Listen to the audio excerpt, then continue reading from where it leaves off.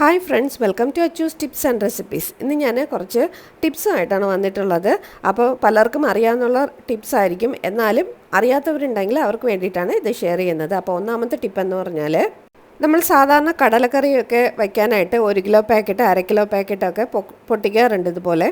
അത് പൊട്ടിച്ചതിന് ശേഷം ബാക്കി വരുന്നത് നമ്മൾ എവിടെയെങ്കിലും സ്റ്റോർ ചെയ്ത് വയ്ക്കുകയാണ് പതിവ്. ഇങ്ങനെ ചെയ്യുമ്പോഴത്തേക്ക് ചെറു പ്രാണികളൊക്കെ കയറി അത് പെട്ടെന്ന് ചീത്തയാകാനുള്ള ചാൻസ് ഉണ്ട്. അപ്പോൾ നമ്മൾ ഒരു പാക്കറ്റ് പൊട്ടിക്കുമ്പോൾ മൊത്തം ഒന്ന് കുതിർത്തെടുത്തതിന് ശേഷം അന്നത്തേക്ക് ആവശ്യമായിട്ടുള്ളത് നമുക്ക് കറി വെച്ചതിന് ശേഷം ബാക്കി വരുന്നത് വെള്ളമെല്ലാം മാറ്റി ഇതുപോലൊരു എയർ ടൈറ്റ് കണ്ടെയ്നറിനകത്താക്കി നമുക്ക് ഫ്രീസറിൽ സൂക്ഷിക്കാം. ഇങ്ങനെ 1 മാസം വരെ നമുക്കിത് സ്റ്റോർ ചെയ്യാം. കടല കുതിർക്കാതെ തന്നെ നമുക്ക് അടുത്ത് വീണ്ടും പെട്ടെന്ന് കറി വയ്ക്കാം. ഇതൊന്നും എടുത്ത് വെള്ളത്തിലിട്ടാൽ മതി, പെട്ടെന്ന് സോഫ്റ്റായി കിട്ടും. ടിപ്പ് നമ്പർ 2, തക്കാളി എങ്ങനെ അധികം നാൾ കേടുകൂടാതെ നമുക്ക് സൂക്ഷിക്കാം. തക്കാളി വെക്കാനായിട്ട് ഉപയോഗിക്കുന്ന ട്രേ ഇതുപോലെ വായുസഞ്ചാരം ഉള്ളതായിരിക്കണം. അതുമാത്രമല്ല, നമ്മൾ തക്കാളി വയ്ക്കുമ്പോഴത്തേക്ക് അതിൻ്റെ തണ്ട് താഴോട്ട് കമഴ്ത്തി വെക്കാനായിട്ട് ശ്രദ്ധിക്കുക. ആ തണ്ടിൻ്റെ ഭാഗത്ത് കുറച്ച് വെളിച്ചെണ്ണയോ അല്ലെങ്കിൽ നല്ലെണ്ണയോ തേച്ച് കൊടുത്താലും അത് അധികം നാൾ കേടുകൂടാതെ ഇരിക്കും. ടിപ്പ് നമ്പർ 3, നമുക്ക് ചപ്പാത്തി പ്രസ്സറോ അല്ലെങ്കിൽ പലകയോ ഇല്ലാതെ 3 പൂരി അറ്റ് എ ടൈം എങ്ങനെ ഉണ്ടാക്കിയെടുക്കാം. അതിന് ഇതുപോലെ 2 തട്ടെടുക്കുക, ഒരേ സൈസിലുള്ള 2 തട്ട്. അതിലോട്ട് ഇതുപോലെ എണ്ണ തേച്ച് കൊടുക്കുക.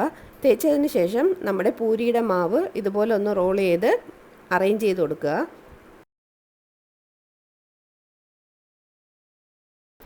ശേഷം മറ്റേ പ്ലേറ്റ് ഇതിൻ്റെ മേളിലോട്ട് വെച്ച് ഒന്ന് പ്രസ് ചെയ്ത് കൊടുക്കുക.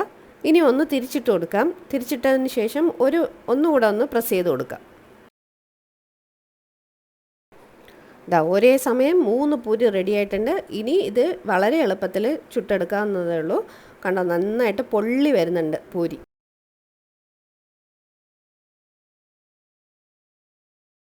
ടിപ്പ് നമ്പർ 4, നാരങ്ങ എങ്ങനെ നമുക്ക് അധികം നാൾ സൂക്ഷിക്കാം. നിങ്ങൾ വിശ്വസിക്കുമെന്ന് അറിയാൻ പാടില്ല, ഇത് ഞാൻ ഏകദേശം 1 മാസത്തിൽ കൂടുതലായിട്ട് സ്റ്റോർ ചെയ്ത് വെച്ചിട്ടുള്ള നാരങ്ങയാണ്. ഇതിൻ്റെ പുറത്ത് ഒരു കേടുപാടോ ഒന്നും തന്നെ ഇല്ല.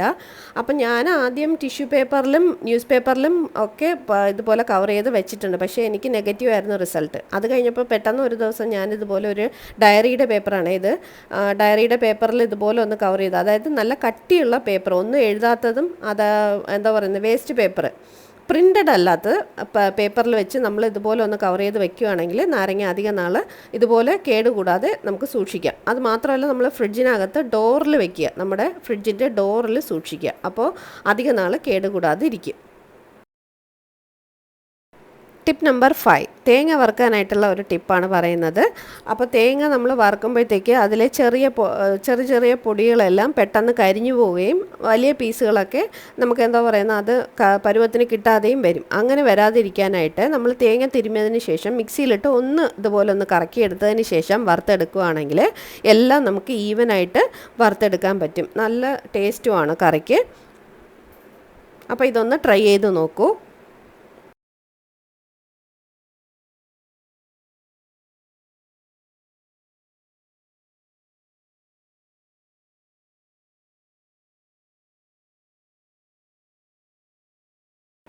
ടിപ്പ് നമ്പർ 6, നമ്മൾ ഫേസ് ചെയ്യുന്ന വേറൊരു പ്രോബ്ലമാണ് ഈ കുക്കർ ചീറ്റ് ചെയ്യുമ്പോഴത്തേക്ക് അതിൻ്റെ ചാറെല്ലാം പുറത്തോട്ട് തെറിച്ചിട്ട് നമ്മുടെ സ്റ്റൗവും കൗണ്ടർ ടോപ്പും ഒക്കെ നാശമാകുന്ന ഒരു സിറ്റുവേഷൻ. അപ്പോൾ അങ്ങനെ ഒരു സിറ്റുവേഷൻ ഉണ്ടാകാതിരിക്കാനായിട്ട് ഇതുപോലൊരു ടിഷ്യൂ പേപ്പർ സെൻറ്ററിലൊന്ന് ഹോളിട്ട് കൊടുത്ത് ഇതുപോലെ ഒന്ന് വെച്ച് കൊടുക്കുകയാണെങ്കിൽ ഈ ചാറെല്ലാം ആ ടിഷ്യൂ പേപ്പറിൽ അബ്സോർബായിട്ട് നമുക്ക് നമ്മുടെ കുക്കറും പരിസരവും ക്ലീനായിട്ട് കിട്ടും.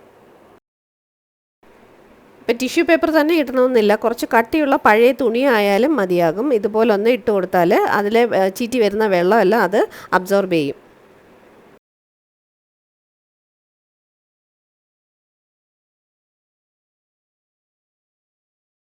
ടിപ്പ് നമ്പർ 7, ഇതെൻ്റെ കുഞ്ഞുമോള് തന്ന ഒരു ഐഡിയ ആണ്.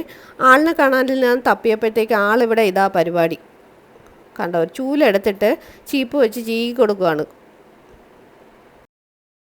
പെട്ടെന്ന് എനിക്കൊരു ഐഡിയ സ്ട്രൈക്കായി. നമ്മൾ ഈ പുതിയ ചൂല് വാങ്ങുമ്പോഴത്തേക്ക് അതിൽ നിന്ന് ഒരു തരം ഒരു പൊടി ഇങ്ങനെ കൊഴിഞ്ഞുകൊണ്ടേയിരിക്കും. അപ്പോൾ അത് ഒരു 3-4 ദിവസം അത് ആ കൊഴിച്ചിലുണ്ടാവും.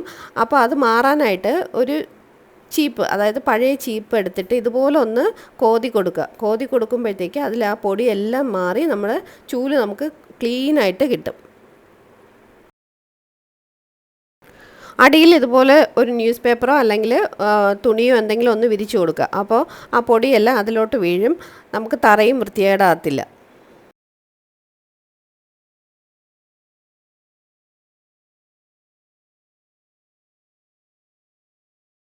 ഇതുകൊണ്ട് ഇത്രയും പൊടി കളക്റ്റ് ആയിട്ടുണ്ട്. ടിപ്സ് എല്ലാവർക്കും ഉപകാരപ്രദമായി എന്ന് കരുതുന്നു. അടുത്ത വീഡിയോയിൽ വീണ്ടും കാണാം. Bye, take care.